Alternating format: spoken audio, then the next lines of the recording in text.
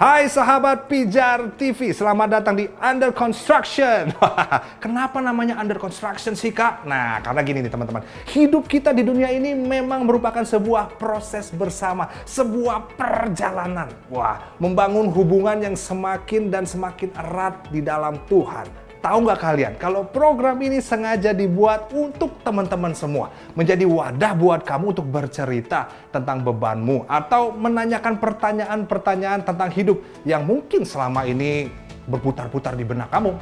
Yang pasti bersama dengan kakak-kakak yang ganteng-ganteng, kece-kece, keren-keren. Wah, luar biasa. Yang mau hadir di program ini buat teman-teman semua. Yang pasti teman-teman bebas untuk bercerita atau teman-teman punya pertanyaan-pertanyaan bisa langsung disampaikan. Caranya gimana kak? Caranya gampang banget, langsung aja menghubungi kita di nomor di bawah ini. Dan kami sungguh berharap program ini bisa menjadi bekal buat teman-teman semua untuk membangun hubungan indahmu bersama dengan Tuhan. Alright guys, langsung aja selamat menyaksikan. Oke, kembali bersama saya teman-teman di program Under Construction. Dan kali ini saya ingin membahas satu kekuatan lain sebelum yang tadi adalah sebuah kedewasaan, yaitu ketenangan. Jadi kalau saya kasih sebuah poin pada yang kedua ini adalah harap tenang ada ujian. Ya sebenarnya itu kan yang sering kita lihat ya, kalau orang mau ujian gitu kan selalu ada tulisan itu tuh. Harap tenang ada ujian. Nah di situ seringkali saya merenung ketika ngelihat tulisan itu ya, bahwa ya benar ya. Artinya ujian itu membutuhkan ketenangan, bukan hanya dari luar tapi juga dari dalam kita. Ya, karena apa? Karena kadang-kadang kalau kita nggak tenang, ya benar ya, semua yang sudah dipersiapkan, semua yang sudah dipelajari itu bisa blank seketika. Nah, artinya kita bisa ada dalam posisi yang lemah ketika ketenangan itu nggak jadi realita dalam hati kita. Kita bisa ada juga dalam posisi yang salah ketika ketenangan itu nggak jadi dalam bagian hidup kita. Gitu. Makanya ketenangan menjadi sebuah hal yang sangat penting untuk kita bisa dapatkan. Dan banyak hal kita bisa dapatkan dari ketenangan. Ada juga yang namanya obat penenang dan semuanya yang menyebabkan hati kita tenang. Tapi hari ini saya akan membicara bahwa ketenangan yang sejati yang sebenarnya datangnya dari dalam kita, gitu. Nah sekali lagi ketenangan itu seringkali buat kita salah dalam menganalisa, lalu menimbulkan sebuah asumsi, bahkan kita melepaskan sebuah kesimpulan-kesimpulan yang mungkin terlalu cepat atau salah. Contoh ketika Yesus berjalan di atas air lalu bertemu dengan murid-muridnya di perahu dalam badai. Ya, saya tahu mungkin situasi saat itu gelap atau malam, tapi terucaplah dari mulut murid-murid bahwa itu hantu. Gitu.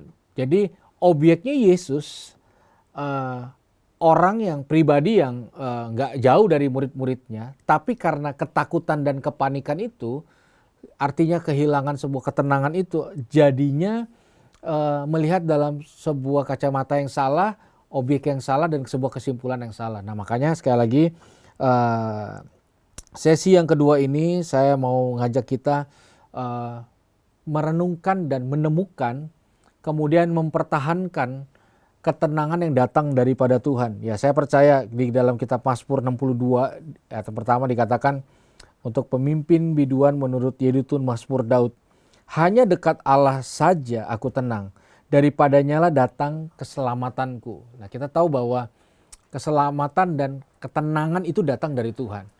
Di Yesaya juga dikatakan gini, dengan tinggal tenang dan percaya, disitulah terletak kekuatanmu. Jadi kalau kita mau kuat, artinya mari izinkan firman terus memproduksi rasa tenang dan aman dalam hidup kita. Nah itu sebabnya semakin menyadari bahwa ya kita semakin membutuhkan Tuhan lah hari-hari ini. Kita semakin membutuhkan firman, kita semakin membutuhkan komunitas atau komunal, kita semakin membutuhkan hal-hal rohani dalam hidup kita.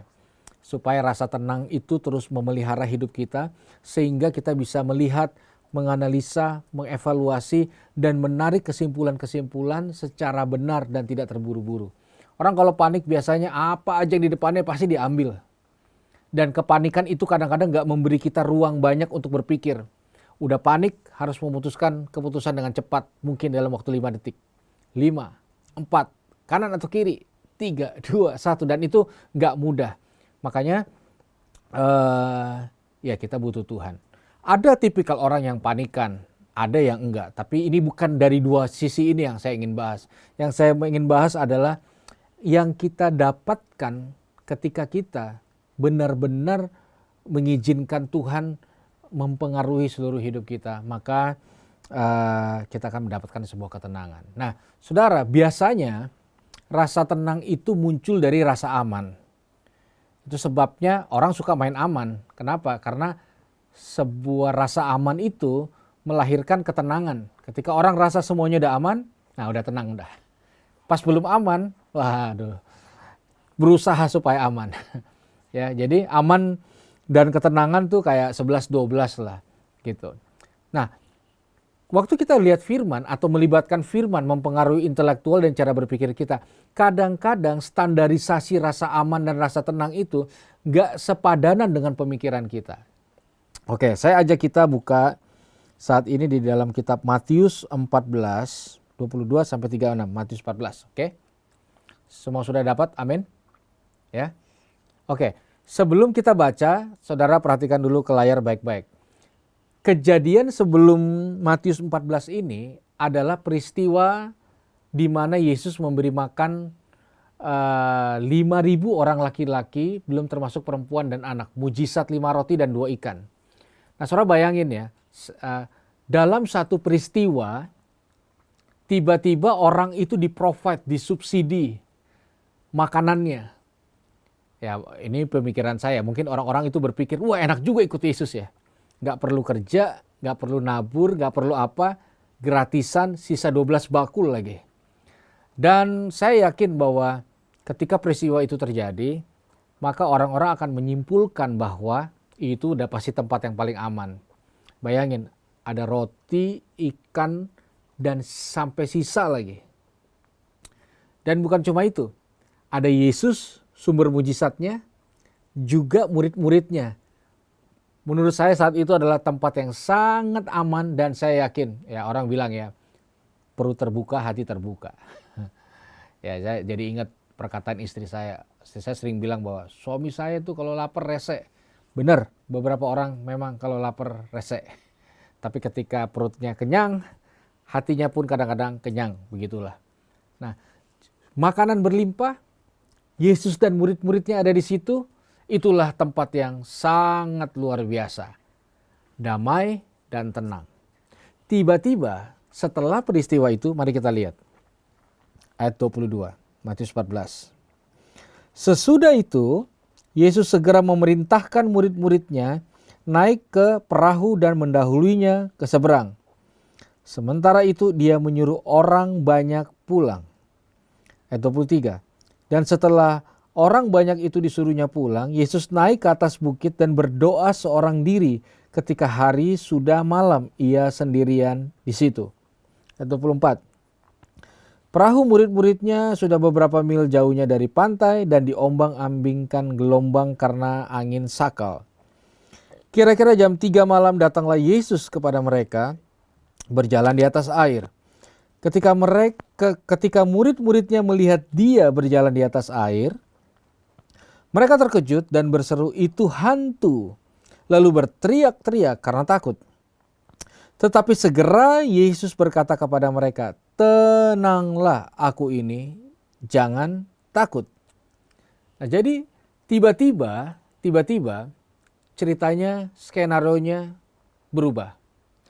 Orang banyak itu disuruh pulang. Yesus naik ke atas bukit berdoa seorang diri. Lalu murid-murid diperintahkan, saya garis bawahi, diperintahkan oleh Yesus pergi ke satu tempat menggunakan perahu dalam jarak tertentu. Jadi cerita dari 5 roti 2 ikan, orang kenyang semuanya, berpindah ke murid-murid di atas perahu dan di tengah angin sakal. Saudara, tiba-tiba badai menerpa. Murid-murid yang tadinya punya rasa aman, tiba-tiba Alkitab mencatat mereka panik, mereka takut. Padahal bukan mungkin ya, sebagian besar murid-murid Yesus adalah seorang nelayan. Artinya sudah terbiasa dengan ombak, sudah terbiasa dengan badai. Tapi kali ini melampaui titik takut mereka. Saudara tahu ya, kita kan semua punya titik takut ya. Ada beberapa yang masih aman lah, aman. Aman bro, aman. Tapi kalau limit itu udah mulai, maka pasti akan ada kayak panic attack gitu loh. Serangan kepanikan yang membuat Matius, Markus, Lukas hilang di kepala. Khotbah-khotbah hilang, semua hilang. Ya, saya nggak tahu teman-teman pernah ngerasain nggak sebuah peristiwa yang benar-benar buat shock. Ya, di mana orang bisa lupa segalanya. Nah, murid-murid mulai melampaui rasa takut itu, panik itu. Nah makanya, Yesus datang. Nah kita tahu ya, kalau kita dalam badai, pastilah kita berdoa buat Yesus hadir dalam hidup kita. Amin.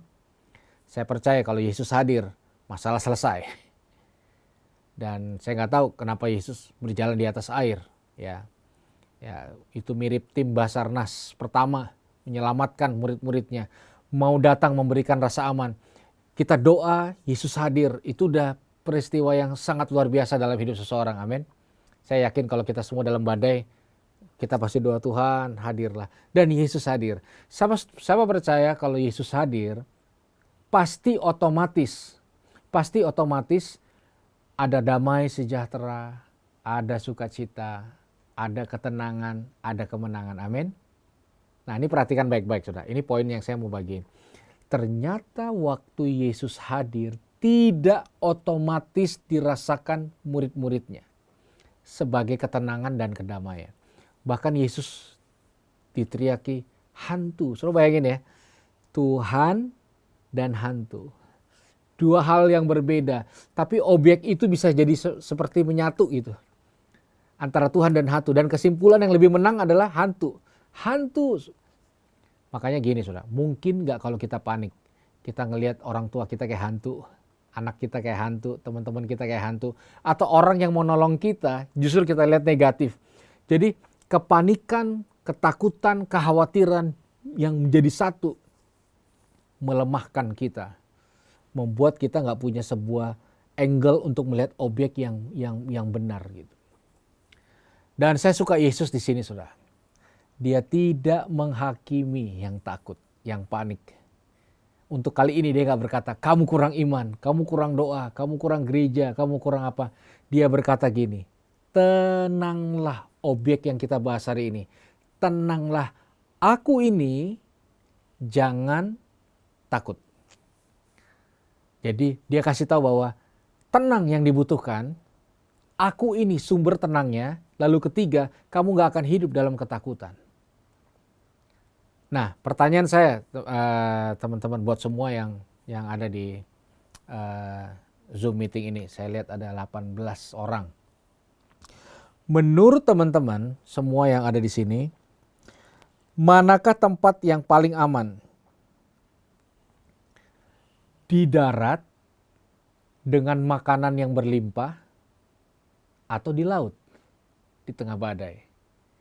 Mari kita berpikir secara logika, buat kita nih teman-teman, tempat yang paling aman yang bisa buat kita tenang, yang gampang deh, di darat atau di laut. Buat teman-teman yang gak bisa berenang, itu perjalanan yang menegangkan kalau ada di tengah-tengah laut. Pastilah semua orang akan berpikir, iya jelas di darat lah. Minimal diinjek masih tanah.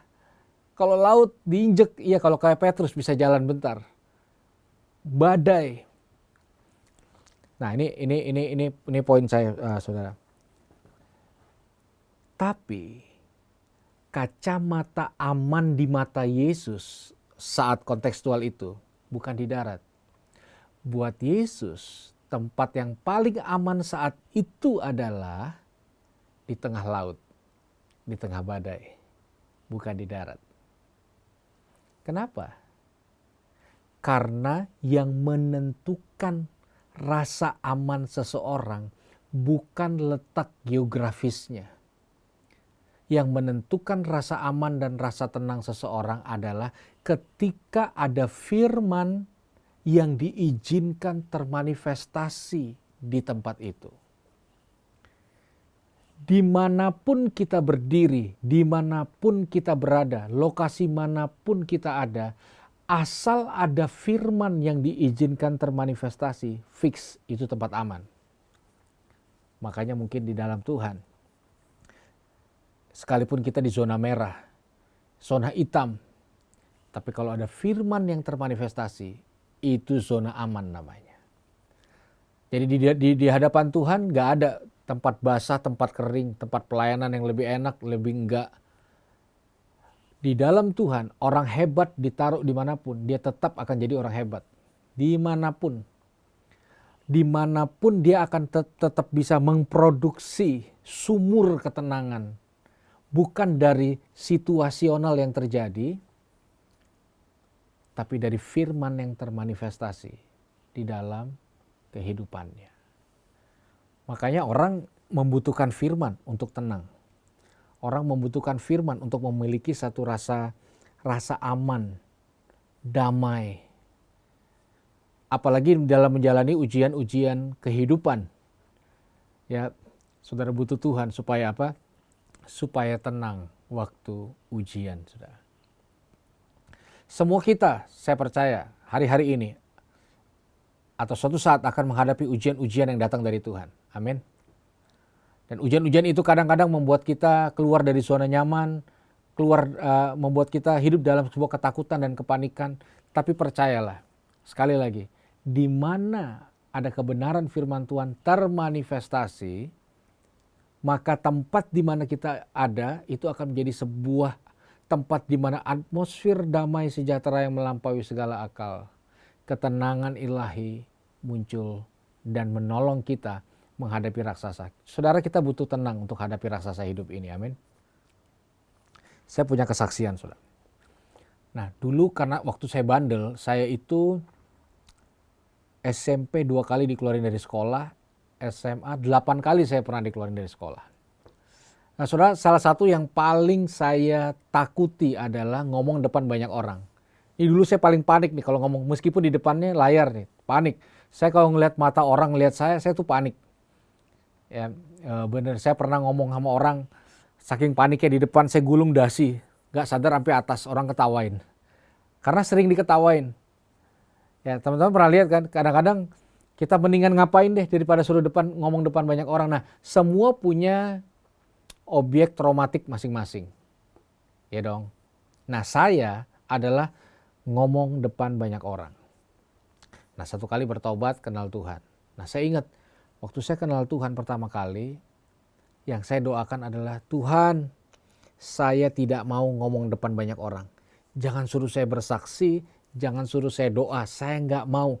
Jadikan saya pendoa, jadikan saya alatmu, kecuali ngomong depan banyak orang. Kalau kau tetap maksa saya ngomong depan banyak orang, kayaknya kau bukan Tuhan yang baik. Nah, gitu dulu. Pokoknya menghindar terus. Nah, satu kali dapat kesempatan kesaksian. Keringet dingin saya. Tangan gemeteran, perut mules. Padahal masih 2 minggu.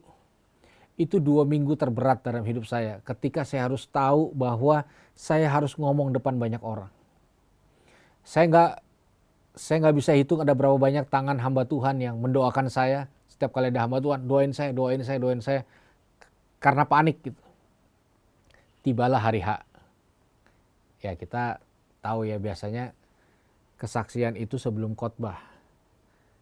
Habis puji-pujian, kesaksian, terus khotbah. Nah, lagi puji-pujian saya panik, duduk mules, keringetan. Lalu saya bilang gini, saya harus doa nih. Doa terakhir. Di mana tempat doa yang saya bisa berdoa dengan aman dan nyaman? Kamar mandi. Saya lari ke kamar mandi. Buka pintu, masuk, berlutut berdoa. Sementara saya berdoa, tahu-tahu ada seorang wanita masuk ke kamar mandi. Wah, langsung saya doa, Tuhan, pakai ada yang salah masuk lagi. Fokus. Gak lama masuk lagi satu perempuan, saudara. Gak lama masuk lagi satu perempuan. Ternyata saya salah masuk WC, saudara. Saking paniknya, saya gak bisa bedain antara yang tanda perempuan dan laki-laki. Sekarang sih lucu, saudara. Tapi kalau dulu tuh gimana ya jelasinnya? Waduh, nggak kebayangkan gitu. Akhirnya, aduh saya minta maaf, aduh udah ini. Lalu menjelang kesaksian, akhirnya saya kesaksian, entah kenapa ada sebuah kedamaian yang dari dalam. Dan akhirnya membuat saya punya rasa aman ngomong depan banyak orang sampai hari ini. Nah, maksud saya adalah, saudara, tempat aman adalah ketika firman-Nya ada di dalam kita. Maka kalau kita lihat Matius 7, ya, ada sebuah perumpamaan yang Yesus ajarkan bahwa orang yang bijaksana adalah orang yang mendengar dan melakukan firman. Ingat ayat itu? Dia seumpama seseorang yang mendirikan rumahnya di atas batu karang yang teguh dan kokoh, dan ketika badai datang, ketika banjir datang, rumah itu tetap kokoh. Demikian sebaliknya, orang yang mendengar tidak melakukan, mendirikan bangunan di atas pasir, dan waktu badai datang roboh. Artinya, keamanan kita sangat ditentukan lewat perkataan firman yang ada dalam hidup kita. Nah, itu sebabnya gak ada jalan lain, teman-teman. Kita harus punya ketenangan itu, damai yang melampaui segala akal itu, untuk melewati fase demi fase, hal demi hal yang sangat ekstrim, yang sangat menakutkan, tapi kita dapat menyelesaikannya dengan baik dan luar biasa. Nah, makanya saya percaya sekali lagi, firman akan memberikan kekuatan-kekuatan yang baru. Kenapa ini penting? Kalau kita lihat, saudara, dari dalam Matius 10 ayat 16,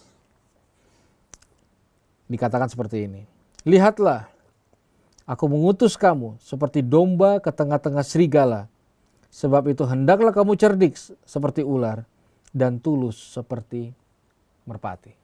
Saudara, ada waktunya Tuhan utus kita ke tempat-tempat yang gak populer, ke tempat-tempat yang tidak ada rasa amannya menurut kacamata banyak orang. Ada waktunya. Kata diutus memakai kata ekbalo yang artinya ditendang, bukan cuma diarahkan.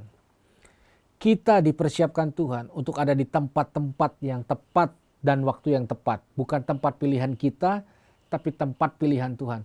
Kita diutus untuk ada di posisi-posisi di mana mungkin itu sangat-sangat membuat kita tidak nyaman. Saudara pernah dong melihat satu kali dalam sebuah ibadah, MC atau WL berkata seperti ini. Shalom Bapak Ibu, seberapapun kita, tolong yang di depan, yang di belakang boleh maju ke depan. Pernah dong? Itu kan kayak susah banget nyuruh yang duduk di belakang maju ke depan. Itu kayak susah banget. Kalau saya berapa kali saya keliling ke beberapa tempat pelayanan, sampai hafal, saudara. Orang itu punya posisi enaknya sendiri. Yang biasa duduk di situ terus, yang biasanya di depan, yang di belakang, yang nyempil, terus orang punya posisinya masing-masing. Nah, kalau cuma masalah duduk ya udahlah. Tapi bagaimana gitu kalau masalah bagaimana Tuhan bangun kita bertemu dengan pasangan hidup yang terbaik. Bagaimana Tuhan bangun kita ada di tempat-tempat yang gak nyaman, gak tenang, gak kondusif. Maksud saya menyampaikan pesan pada hari ini adalah suatu saat kita akan naik level di dalam ujiannya Tuhan dalam tanda kutip. Tuhan akan bawa kita dari kemuliaan kepada kemuliaan.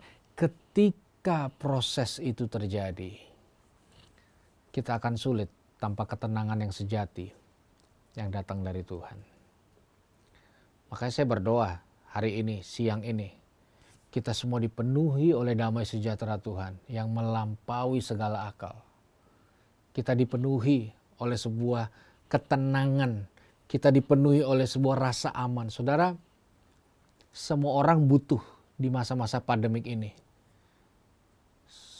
rasa aman, rasa tenang, Dan harusnya kita adalah orang-orang yang berhasil mewujud nyatakan rasa tenang dan rasa aman itu karena firman yang tinggal di dalam kita. Karena firman yang ada dalam kita. Itu sebabnya, saudara. Hormati masalahmu. Respect sama setiap pergumulan-pergumulan yang sedang Tuhan izinkan dalam hidup kita. Karena apa? Karena lewat itu dia bangun kekuatan-kekuatan. Yang setuju katakan amin. Amin. Ya. Kita pasti pernah dengar ayat ini, Saudara. 1 Korintus 10:13. Pencobaan-pencobaan yang kamu alami adalah pencobaan-pencobaan biasa. Betul? Siapa yang belum pernah dengar ayat itu? 1 Korintus 10 ayat 13. Kata biasa itu loh kadang-kadang yang jadi masalahnya buat saya. Kenapa? Karena kadang-kadang yang saya alami itu luar biasa. Nah, saya mau nanya pendapat teman-teman. Selama pandemi COVID-19 ini, kira-kira apa yang dialami bangsa Indonesia ini biasa atau luar biasa? Belum demo, belum bencana alam, belum A, belum B. Kira-kira representatif gak kalau misalnya ya, ini misalnya aja. Saya ketemu dengan satu orang yang keluarganya semua meninggal karena COVID-19. Lalu saya bilang gini sama dia, bro, gue punya ayat buat lo. Apa tuh? Semua pencobaan yang lo lagi alami, bro, itu biasa. Dimusuhin saya habis itu. Ya, biasa, bro. Orang baru ngalami bencana alam, lalu saya datang. Tahu nggak firman Tuhan berapa buat lo, bro? Biasa. Saya kadang-kadang gak masuk akal. Kepengen sekali saya buka ayat satu kali berkata, bener kali ini masalahmu lumayan luar biasa. Tapi Alkitab selalu berkata biasa. Biasa itu kan kayak sebuah kalimat yang muncul dari ketenangan. Ya enggak? Biasa. Orang kalau panik gak mungkin ngomong gitu. Oke, saya pelan-pelan sudah. Kenapa kadang kita bilang luar biasa, sedangkan firman berkata biasa. Nah, tolong fokus saudara. Karena kita belum biasa. Saya ulangi. Kenapa kadang kita bilang luar biasa, sedangkan firman berkata biasa? Karena kita belum biasa. Saudara, pakai masker awal-awal pandemik itu setengah mati buat saya, nggak tahu yang lain. Sesek. Ibadah online pertama kali, saya mau tanya, ada yang biasa? Sulit. Zoom meeting gini, sulit. Setengah matinya kita beradaptasi dengan new normal dulu. Sekarang, wah saya yakin semua tangan-tangan saudara udah mengkilat semua nih. Tiap hari dicuci. Pegang aqua juga bisa melorot tiap hari. Setelah hampir 7 bulan, orang-orang mulai bilang apa? Biasa. Nih ya, misalnya ada dari teman-teman yang mungkin mengalami hal ini. Tuhan, saya paling gak bisa ketemu orang model kayak gini. Tolak dalam nama Yesus. Jauhkan dari hidup saya. Saya gak cocok banget ketemu orang model kayak gitu. Lalu selama 3 tahun, tiap hari Tuhan pertemukan kita dengan orang kayak gitu. Maka di tahun yang ketiga kita akan bilang apa? Biasa, Pak. Biasa. Saudara yang baru pertama kali ngomong di depan depan umum, tapi setelah 3 tahun, biasa. Maksud saya adalah terbiasa dengan sebuah masalah nggak selalu menggiring kita ke arah yang negatif. Kadang-kadang saking terbiasanya kita dengan masalah, muncullah rasa tenang dan rasa aman dalam hidup kita. Saudara yang berdoa, Tuhan gaji, Tuhan. 2 tahun begitu terus. Tahun kedua udah mulai biasa doanya. Nggak panik-panik banget, nggak takut-takut banget. Kalau saya tanya, mana yang kita perlu, mana yang kita mau? Pundak rohani makin kuat atau masalah-masalah kita selesai? kalau kita memilih pundak rohani yang makin kuat, jangan salahkan Tuhan. Kadang-kadang masalah tetap diizinkan ada. Tujuannya supaya pundak rohani kita kuat. Lalu kita punya ketenangan yang matang. Yang datangnya bukan hanya dari pengalaman, tapi karena dari firman Tuhan yang teruji dan terlaksanakan lewat hidup kita. Makanya ya saya salut lah teman-teman, kita join sama-sama karena apa yang kita dengar hari ini saya percaya akan berdampak dengan hal-hal yang luar biasa di depan hari untuk kemuliaan nama Tuhan. Jadi sekali lagi di dalam kita ada obat anti panik, anti depresan, anti khawatir, anti cemas, namanya firman Tuhan. Karena setiap kali kita membaca yang dia adalah Tuhan sendiri, membawa kita semakin dekat dengan Tuhan. Jadi sekali lagi biarlah hari ini kita boleh memiliki ketenangan yang sejati. Dan saya berdoa semua kita terus Tuhan bawa naik level pada level yang berikutnya, kemuliaan yang berikutnya, tanggung jawab yang berikutnya, dan semua hal yang kita kerjakan dengan baik bagi kemuliaan nama Tuhan. Amin. Sekian dari saya. Saudara silakan kalau ada yang mau bertanya, berdiskusi, atau memberikan masukan, waktu dan tempat saya persilahkan. Ya Kak, thank you buat sharingnya yang sangat memberkati. Bagaimana kita tetap tenang bukan berarti waktu Yesus itu hadir kita tenang, tapi bagaimana firman itu bisa kita implementasikan dalam kehidupan. Tapi bagaimana dengan ini Kak, kalau kita tahu kan salah satu sering statement daripada seperti yang di lembaga kepolisian gitu Kak. Mereka kan sering bilang situasi yang paling bahaya adalah pada waktu kita merasa sudah aman. Gitu. Yeah. Karena bagi mereka itu situasi yang paling aman adalah pada waktu tidak aman.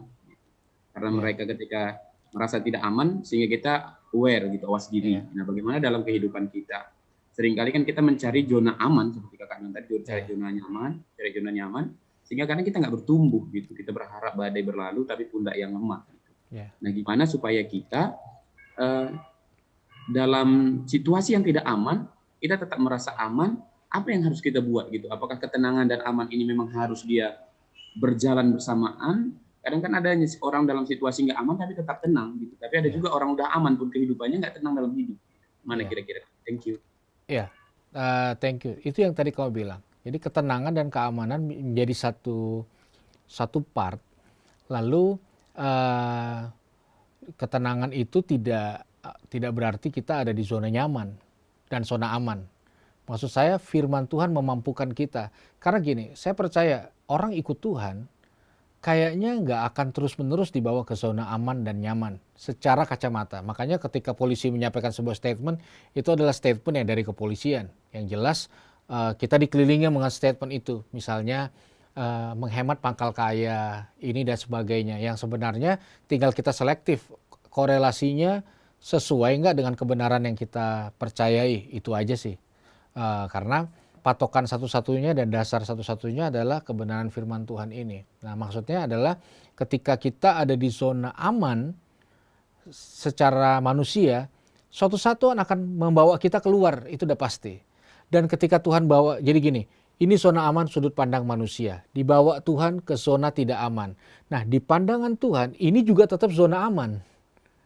Jadi zona nyaman aman itu ditentukan oleh kebenaran firman yang dilakukan, bukan hanya kehadiran Tuhan aja. Gitu. Jadi ketika kita dipindahkan ke zona nggak aman, seperti dari domba ke tengah-tengah serigala, Tuhan akan membuat kita akan merasa sangat nyaman dengan orang-orang yang siap memangsa kita. Gitu. Dan kalau kita ada di zona aman, ya saya percaya firman itu kan progresif. Orang kalau ikut Tuhan pasti progresif. Dia tidak akan membiarkan kita di tempat yang sama. Kenapa Tuhan kasih kita dua kaki? Supaya kita tidak ada di tempat yang sama terus-menerus. Makanya ini omongan harus dikomunikasikan bahwa teman-teman, mohon maaf, sepanjang yang saya tahu, dia tidak akan membiarkan kita tetap apa adanya di tempat kita. Satu saat dia akan membongkar ruang nyaman kita dan membuat kita pergi ke tempat yang tidak aman menurut pandangan kita. seperti Tuhan suruh murid-murid ke tengah badai. Tapi ketika di tengah badai, seakan-akan Tuhan berkata bahwa di sini juga aman seperti di darat, karena penentunya bukan geografisnya, tapi firman yang terrealisasi. Makanya kalau firman yang terrealisasi, cengli lah. Artinya siapa aja bisa mengalaminya. Bagaimana dia memiliki kedewasaan untuk mengizinkan firman itu terrealisasi. Makanya firman akan mempengaruhi kita tentang kata aman dan gak aman. Kata aman semuanya bermuara pada versi Tuhan itu sendiri. Gitu sih. Oke, terima kasih Kak. Sama-sama. Yang mau bertanya silahkan dibuka mic-nya. Oke, Refli. Silakan. Kan tadi yang seperti ceritanya Tuhan Yesus itu, Kak, yang jalan di atas air, terus tuh murid-muridnya langsung stereotype kalau itu hantu. Berarti kan agak tipis tuh antara Tuhan dan hantu. Apa yang Tuhan lakukan sebenarnya hantu juga bisa lakukan. Berarti kan gimana kita bisa membedakan gitu, Kak? Oh, ketidaktenangan yang kita alami ini sebenarnya ada rencana Tuhan di dalamnya, atau sebenarnya ketidaktenangan ini ya intimidasi dari iblis itu sih, Kak. Iya, intinya kan gini. Sumber ketidaktenangan kita dari manapun, entah itu dari salah lihat, entah itu dari Tuhan izinkan, Tuhan bisa pakai titik tidak tenang kita ini menjadi sebuah karya yang luar biasa. Apa yang membuat Petrus berjalan? Menurut saya, salah satu angle saya adalah dua pilihannya. Kalau nggak mati tenggelam, ya jalan di atas air. Gitu.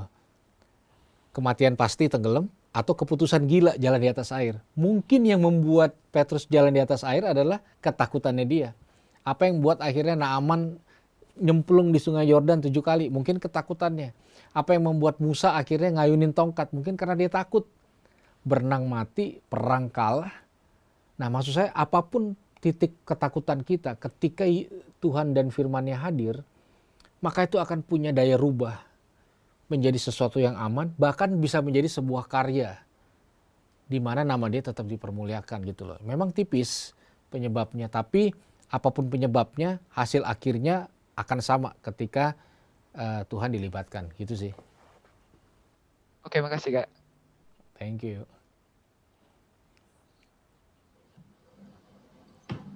Ya, Yeri. Ya, halo Kak Yeri. Halo.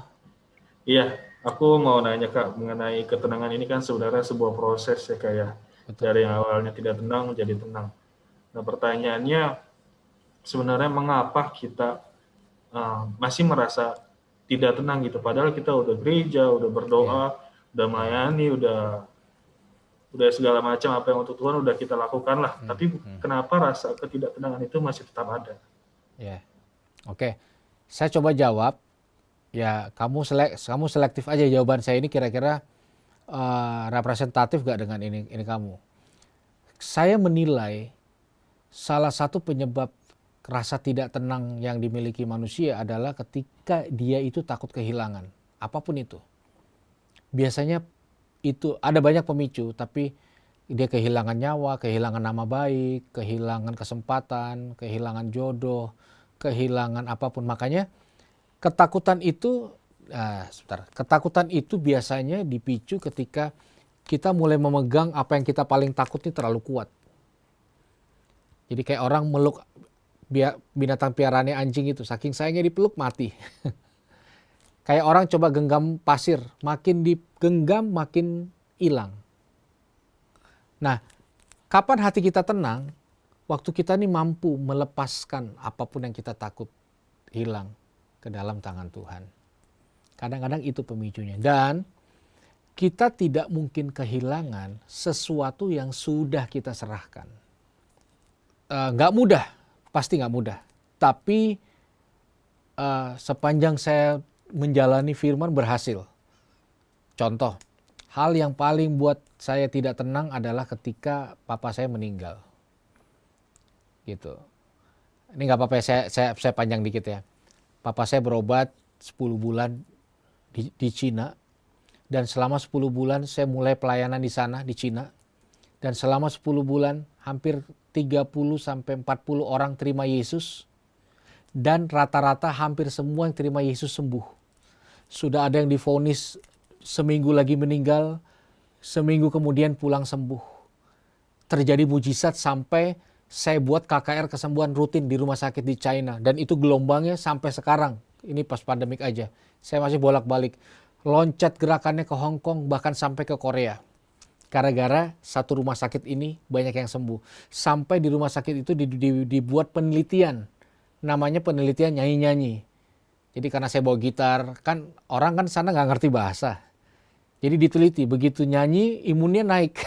Padahal itu kan pujian penyembahan. Sampai saya kasih ruangan khusus sama dokter-dokter di sana. Singkat cerita, 10 bulan kemudian papa saya drop. Lalu dengan tenangnya saya berpikir, orang lain sembuh, masa bapak sendiri enggak? Tapi akhirnya meninggal papa saya. Doanya sama, nama Yesus juga. Aneh. Nah di situ saya mulai kehilangan ketenangan saya. Kenapa giliran bapak sendiri meninggal? Gitu loh. Nah akhirnya saya menemukan jawaban ini. Ini contoh ya. Refli misalnya, saya main ke tempat kamu. Handphone saya ketinggalan di tempatmu. Saya harus keluar kota 3 bulan. Lalu saya telepon kamu pakai handphone lain. Ref, saya titip handphone ke kamu ya. Ngomong-ngomong itu ada aplikasi OVO-nya 1 juta, GoPay-nya 1 juta. Kamu habisin aja deh. Kamu bilang apa ke saya, Ref? Coba aktifin deh speaker aku. Sebentar. Ya, Nanti 3 bulan saya ambil lagi. Gak apa-apa, habisin aja. Kamu bilang apa? makasih Kak. Makasih ya, ya dong. Nah, jangan dimatiin dulu ya, Ref. 3 bulan kemudian, Ref, saya balik ke tempatmu.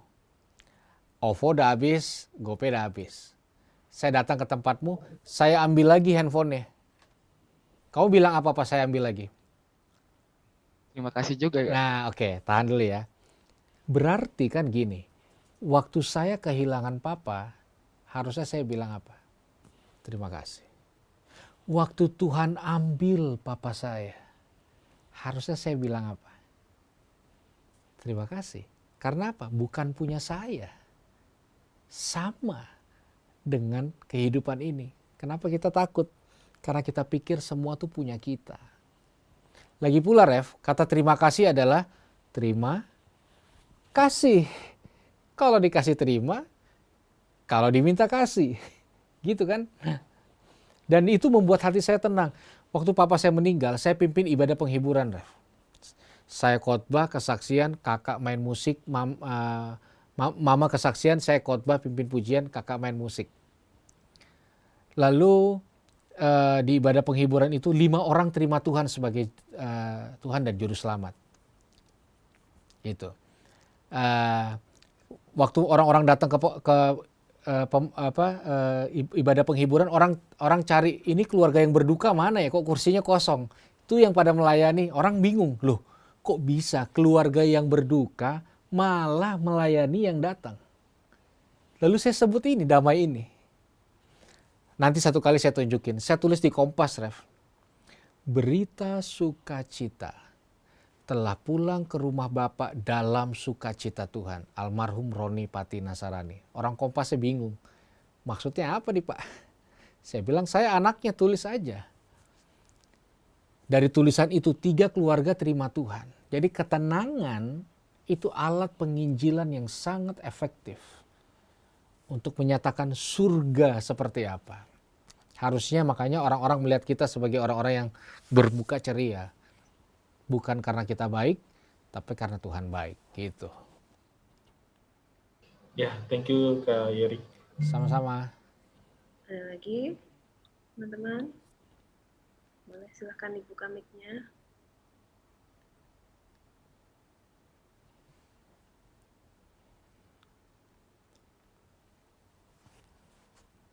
Daud mungkin? Mohon izin Kak, mau nanya satu ini Kak. Ini untuk Kak Yeri nih ya. Siap. Ketenangan model apa yang Kakak rasain kalau misalnya bersama-sama dengan orang yang tidak sama seperti itu? Ketenangan kayak mana sih yang bisa dirasain? Seperti itu Kak. Oke. Entah itu berbeda suku, agama atau bagaimana? Ya. Tahun 2017 saya dapat kesempatan memimpin satu sesi kurang lebih 2 jam di Pondok Pesantren Tebu Ireng di Jombang. Di situ ada makam Gus Dur, disitulah sepertinya kayak pusat kurikulum penjabaran Quran, dan tokoh-tokoh besar tuh lahir dari situ. Ya jelas saya orang yang berbeda sendiri gitu. Lalu yang saya rasakan adalah karena mungkin ya sebelumnya orang-orang berpikir bahwa yang beda itu ancaman. Makanya kadang-kadang orang suka nolak yang beda. Nah, ketenangan dari Tuhan itu membuat saya tidak merasa terancam, membuat saya punya rasa tenang. Saya nggak takut di Islamisasi misalnya gitu. Saya nggak takut dituduh Kristenisasi. Ketenangan nih, ini penting banget, Daud. Ketenangan membawa saya pada ketulusan hati dan ketulusan yang jaga saya. Jadi ketulusan ini menjaga saya. Sekarang saya lagi bangun hubungan dengan satu Habib, namanya Habib Hussein.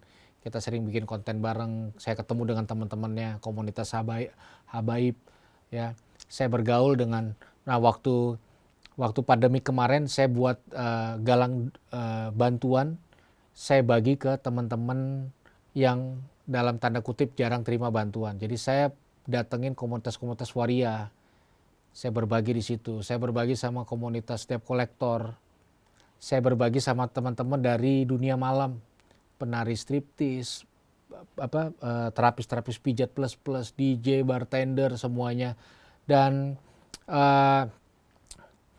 makanya saya percaya ketenangan itu datang dari dalam. Bahkan ketika saya menangani beberapa kasus-kasus narkoba, saya mengalami banyak teror dari sindikat-sindikat narkoba.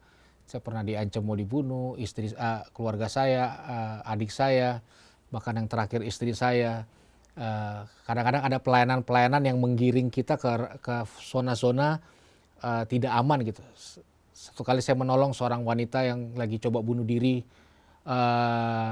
karena dia memotong urat tangannya, dan saya tahu wanita itu adalah seorang ODA, orang dengan HIV/AIDS.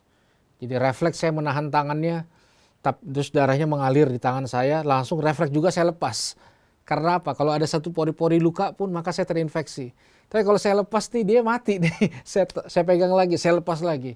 Nah, tiba-tiba ada sebuah damai yang menjaga, yang melindungi, yang mengcover saya, sehingga sekalipun saya nggak punya banyak waktu mikir untuk ngambil keputusan, tapi menurut saya salah satu blessing yang saya dapatkan dari Tuhan adalah ketenangan dan ketulusan yang menjaga. Gitu sih, Bang Daud. Jadi gini Kak, misalnya kan kakak ini kan pasti Kristen kan, semua Kristen misalnya gitu.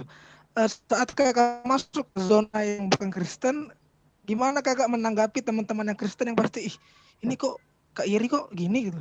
Tanggapan apa yang kakak berikan kepada teman-teman yang sesama Kristen gitu? Iya, rasa aman itu membuat saya menolong saya untuk tidak bernafsu untuk membalas atau mendebatkan balik gitu.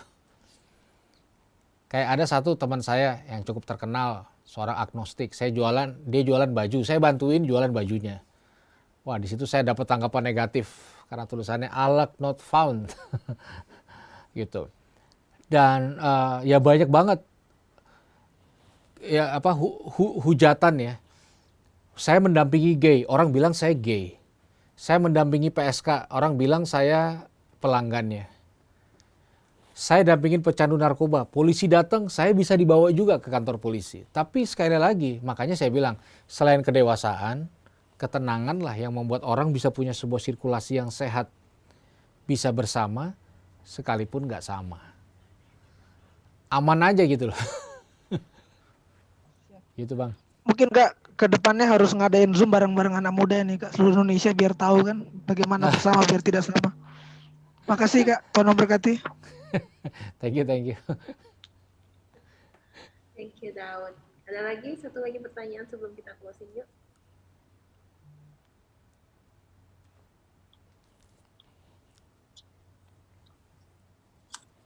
Boleh. Kristanti mungkin mau bertanya?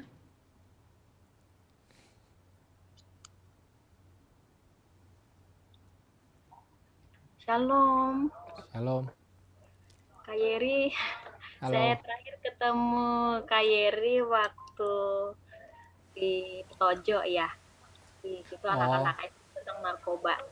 Iya, iya, iya, iya. Sebentar sama Kak Yeri.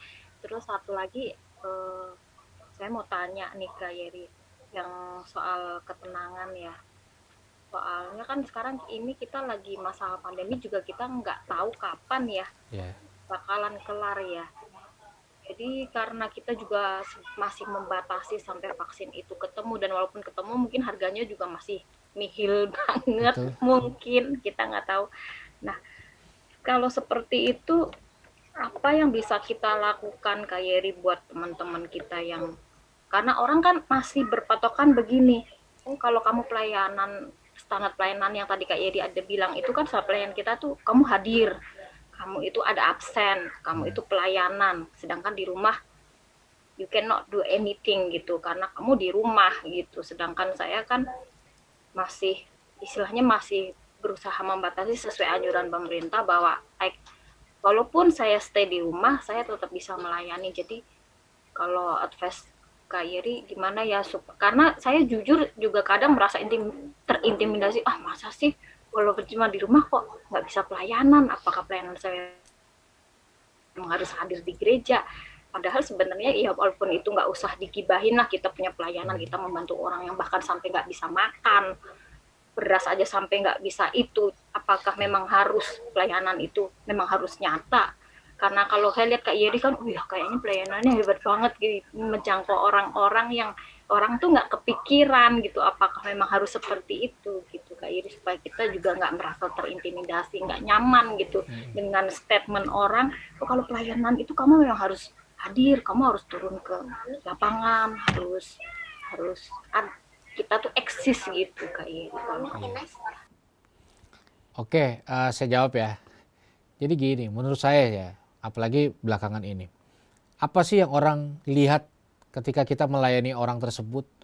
Ternyata orang-orang tuh sangat memperhatikan emosional kita, kayak tadi yang disampaikan Bang Jaya. Nah itu, orang lihat kita happy apa enggak, sukacita apa enggak. Sirkulasi emosional itu kadang lebih berbicara dibanding pesan-pesan yang disampaikan. Kalau kita menyampaikan pesan dengan semangat tapi dengan muka yang garang, muka capek, lecek gitu, ya terus kayak nggak tidur, terus kayak kita sendiri nggak kelihatan happy, apapun yang disampaikan itu akan setengah mati sih. Kedua gini ya, jangan kasih remote control orang ke orang lain, remote control kita ke orang lain. Kadang-kadang, ini kan karena saya ditanya aja, karena ada pertanyaannya tadi dari Refli. Tapi kalau enggak, saya nggak mau lakukan gini. Seakan-akan saya mengentertain betapa bisanya saya, supaya orang-orang menangkap betapa nggak bisanya orang gitu loh. Betapa cerdasnya saya, betapa gobloknya kamu. Betapa hebatnya saya, betapa tidak hebatnya kamu. Saya rasa itu bukan sebuah tontonan yang menarik gitu. Maksud saya adalah supaya orang, ya ada fasenya juga. Saya menolak juga untuk benar-benar ada dalam sebuah kerumunan yang besar. Saya masih menolak pelayanan yang saya rasa tidak terlalu kondusif untuk protokol kesehatannya. Dan waktu feedback balik, orang lo kok pelayanan milih-milih, oh jangan-jangan cuma nyari PK-nya doang, nyarinya yang bisa muncul di TV aja, ada ya nggak ada habisnya. kita butuh ketenangan lah buat meredam perkataan-perkataan netizen sang maha benar. Sehingga hati tetap tenang gitu sih. Thank you Krisanti. Satu lagi mungkin masih ada yang mau bertanya sebelum kita tutup nih.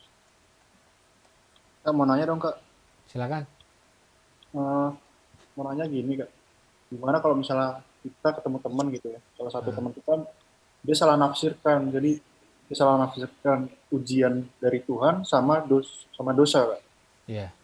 Nah itu kan hal yang berbeda kan, maksudnya sebenarnya tuh yang dia lakuin tuh dia harus bertobat. Iya. Makanya dia alami masalah. Tapi yang dia sangka ini adalah ujian dari Tuhan. Makanya dia santai-santai aja ngadepin itu semua. Yeah. Gimana cara kita negur dia, Kak? Yeah. Ya jadi ya pasti gini, semua orang tuh punya durasi ya. Durasi pemahaman dan pertobatan gitu. Cara kita ya menegur dengan kasih, tapi berharap temanmu itu langsung berubah, ya butuh kedewasaan. Nah makanya dulu ada istilahnya, ya ini umuran saya sih, doa Power Ranger. Doa Power Ranger tuh kita doain orang, tahu-tahu malamnya dia bangun terus dia berkata saatnya berubah, terus besoknya langsung berubah, minggu depan kesaksian di gereja. Ya orang juga seneng kalau kayak gitu. Tapi sepanjang pengalaman saya nih bro, ada orang-orang tertentu yang butuh 6 tahun, 7 tahun, 12 tahun untuk akhirnya berubah. Dan itu akan dikembalikan ke kita. Gimana kalau misalnya temanmu itu nanti ngehnya 5 tahun dari sekarang, kamu masih mau nggak melayani? Nah itu makanya perlu ketenangan, perlu kedewasaan. Nah itu poin itu nanti akan setelah ini saya akan bahas, bocoran dikit, judulnya adalah ruang tunggu. Gitu. Ada itu adalah part yang nanti saya mau bahas nanti. Jadi nanti aja Yesus sekalian. Oke. Artinya waktunya tetap waktunya Tuhan Kak ya? Itu dia. Dan tugas kita cuma menegur dengan kasih gitu aja Kak ya? Betul sekali. Thank you Kak. Thank you. Ini kayak saya harus closing nih. Ya, terima kasih saudara sudah menyaksikan program Under Construction bersama saya Yeri Patinasarani. Salam terang bagi Indonesia. Memang ya kalau dengerin Kak Yeri tuh, aduh, pengen cepet-cepet dewasa saya, Dik. Dan memang masih topik kedewasaan. Nah, kita tahu bahwa Tuhan menginginkan ujian terjadi di dalam hidup kita. Supaya apa? Supaya kita jadi lebih dewasa untuk menguji kedewasaan kita. Nah, kalau kamu aja udah marah sama ujian itu, artinya kamu belum siap untuk dipercayakan hal-hal yang lebih besar. So, jangan bermimpi besar dulu. Jika dalam masa ujian aja kamu nggak bisa kontrol emosi kamu. Dan si kamu belum penuh dengan kerelaan. So, yuk kita belajar sama-sama. Saya tahu ini bukan hal yang mudah, tapi pasti bisa deh. Pasti bisa. Kan ada kita, Pijar TV, yang nemenin teman-teman semua, ya kan? Nah, kamu baru saja menyaksikan Under Construction yang dibawakan oleh Kak Yeri Patinasarani, oke? Nah, kalau teman-teman sampai sekarang ada curahan hati atau ada pertanyaan, minta didoakan, boleh banget. Dan caranya gampang banget. Teman-teman cukup hubungi WhatsApp kita di bawah ini. Gak susah. Kita pengen banget jadi teman buat kalian semua. Hadir buat kalian semua. Jangan sungkan untuk hubungin kita, oke? Kalau gitu, sampai sini aja episode kali ini. Dan sampai ketemu di Under Construction episode berikutnya. Saya Marsha Manopo, sampai ketemu lagi ya. Salam terang bagi Indonesia.